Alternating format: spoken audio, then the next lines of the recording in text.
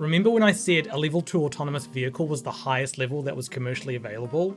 I haven't seen any vehicles that are commercially available be above level 2 yet. So this is currently the highest level that you can buy.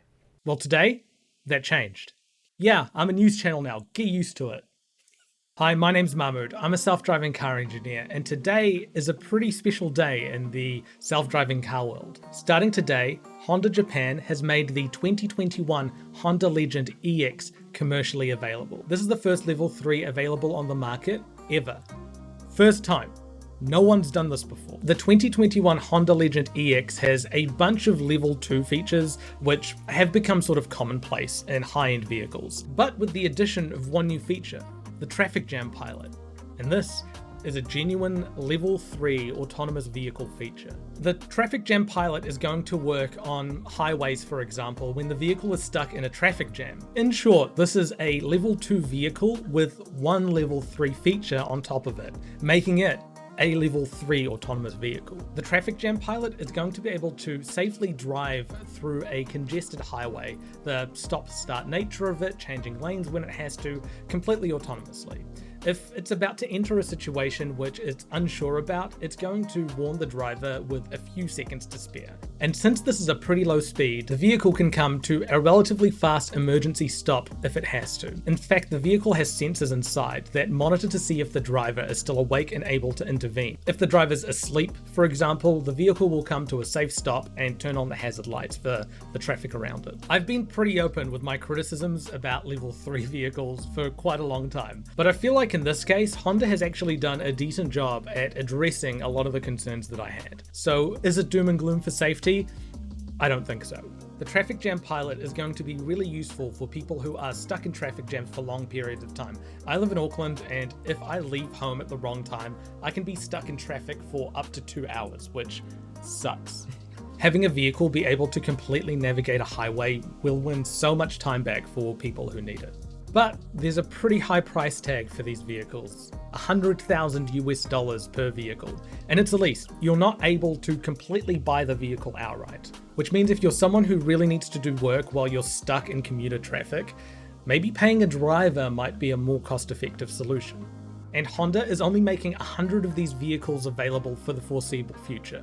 That's such a low number. The high price point and low availability of these vehicles sort of makes it feel like Honda doesn't really want people to own these vehicles. They're not interested, at least immediately, in capitalizing on the level 3 market, if one exists. Usually when people talk about the race to full self-driving, they're talking about Tesla or Waymo and their different approaches to scaling and entering the market. And Tesla's jump to level 4, completely bypassing level 3, is something that's expected sometime down the line. But Honda, seemingly out of nowhere, have leaped up past Tesla to deliver the first level 3 autonomous vehicle in the world. Tesla's full self-drive, which is level 2 and still in beta, but available to some people, is a lot closer to what most people's understanding of an autonomous vehicle actually is, compared to the 2021 Honda Legend with traffic jam pilot. Honda makes no claims about full self-drive for the Honda Legend at all. So the places and times that you'll be able to use Honda's autonomous features is far less than what you'd get out of a Tesla full self-drive. However, the 2021 Honda Legend is able to get the label of level 3 because it's situations where it's driving at less than 60 kilometers per hour in heavy traffic. It's able to do so without the need for immediate human intervention. This brings to light the main downside of using the SAE levels to describe the autonomous driving systems of self-driving cars. And that's where the scope of where the autonomous systems work isn't taken into account at all. For example, a Tesla vehicle with full self-drive is the same level 2, as a vehicle with lane keep assist, adaptive cruise control, and automatic emergency braking. So I think it's a mistake to rely purely on the SAE levels to tell you which vehicle is more advanced than another. So, as I said before, I'm a self-driving car engineer and I work in a self-driving car company and have for a few years now. So for this next part, I'm going to put my industry hat on and tell you what I think this means from an industry perspective. Man, I really wish we had industry hats. But we're inside most of the time. My first reaction is that this doesn't feel like a commercially driven decision. Honda isn't trying to make money by releasing the first level 3 autonomous vehicle. You can tell that by the incredibly limited run of these vehicles. They're only going to be releasing 100 of them for the foreseeable future. Compare that to Tesla, who are selling vehicles so quickly and at such a large scale that they're running into production problems while trying to keep up with demand. This feels like a play from Honda to be able to say that they're the first company in the world to commercially release a level 3 autonomous vehicle, rather than a company focused on achieving full autonomy and entering level 3 after all their systems had become reliable. It's the tech industry version of clout chasing. But that's something that's important. Doing things like being the first to achieve a goal in the tech field does have a purpose. It does earn you quite a bit of publicity and lets a lot of people know who you are. And these people might not always be potential customers, but also investors and strategic partners, and that's invaluable. And they almost certainly have a pathway to level 3 for the rest of the components of their vehicle. They'll just update them bit by bit until they get over the line into level 3. But I'm confident that if a company like Tesla wanted to release a vehicle that was technically SAE level 3 by developing only a single feature to that level, they could have very well done that.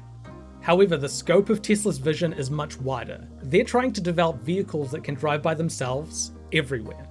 That's a much harder problem than just having a vehicle that drives reliably when there's a traffic jam. And that's why Tesla's SAE level is always going to lag behind companies that have smaller scopes. In fact, Audi announced something very similar to Honda's traffic jam pilot back in 2017. They were going to put it in their A8 vehicles, but they decided against it because there was legal uncertainty around the liability of when the vehicle got into an accident. And if you're wondering about who would be at fault in the event of a self-driving car crash, I've actually made a video that explores the Uber self-driving car crash from 2018. In a new field, such as self-driving cars, there's a lot of opportunities to be the first to do something. For example, I'm the first person to successfully do a bottle flip inside a moving self-driving car, September 2017. God, I wish I had that video still. The company that I'm a part of, Waymo, developed the first self-driving shuttle in the world with 5G in it.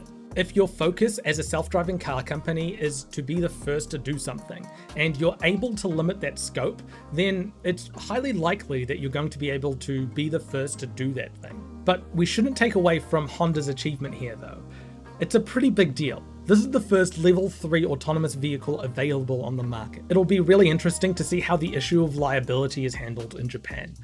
But how technically confident they are in their solution and how reliable the vehicles are going to be isn't something that we're likely going to find out anytime soon. They're only releasing 100 of these vehicles, and only in Japan. And they're not selling them, they're leasing them. I don't have access to the leasing agreement, but I'd be very surprised if they didn't use a similar model to Tesla, where they're able to collect data from vehicles that are out on the road from average users, so that they can use that data to further develop their vehicles without needing to fund it all themselves like Waymo has to. Actually, maybe I should do a video about that soon. Even in their promotional video, there's a bunch of caveats about situations where the vehicle might not work. They seem really uncertain about these vehicles.